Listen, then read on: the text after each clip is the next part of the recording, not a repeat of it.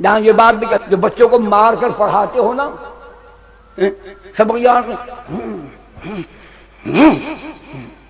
رن کو کھلے کھا کے آئے بوٹنا ان کو کیوں مرے نہیں چبلا ڈوا. تم قرآن پڑھنے والے بچے کو مارتے ہو، تمہیں شرم نہیں آتی؟ قرآن پڑھنے والے بچے کو مارتے ہو. نبی نے کیوں نہیں مارا؟ ابوبکر نے کیوں نہیں مارا؟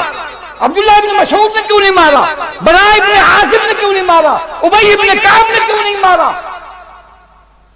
یہ سب رسول اللہ کے متعین کردہ معلم ہیں. ان کی ڈیوٹی تھی کہ ان کو دین سمجھاؤ اور ان کو قرآن کا علم سکھاؤ.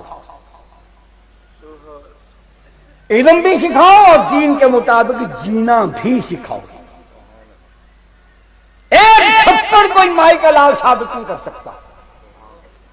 تم قرآن اور دین پڑھنے والے بچوں کو مارتے ہو، ان میں احساس کمتری پیدا ہوتا ہے، ان کی صلاحیتیں سلب ہو جاتی ہیں، ان میں ہمت اور جرأت ختم ہو جاتی ہے، ان کے اندر غصہ پیدا ہوتا ہے، چڑچڑے ہو جاتے ہیں، بات بات پر لڑتے ہیں. پھر جب ان کا بس چلتا ہے وہ اپنا انتقام اپنے شاگردوں سے لیتے ہیں. یوں نسل در نسل تم بچوں کو مار مار کر پڑھاتے ہو، تمہارے نفسیاتی مریض بچے پیدا ہوتے ہیں. ان مدارس نے، یہ میں ان کی فہرست سنا دیتا ہوں، اللہ نے توفیق دی ہے، میں تم کو بالکل واضح الفاظ میں سنا دیتا ہوں. اللہ اکبر.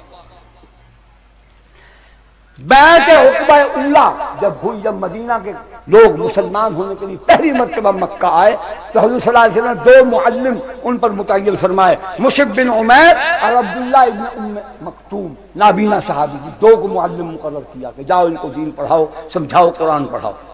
اہل یمن کے لیے حضرموت کے لیے، اہل یمن کے لیے معاذ بن جبل اور حضرموت کے لیے جندہ، یہ صحابی ان کو مقرر کیا. اہل نجران کے لیے عمر بن حرم، اہل قارہ و عزل کے لیے مرشد بن ابی مرشد، عاصم بن ثابت، خبیب بن عدی، خالد بن البکیر، زید بن وسنہ.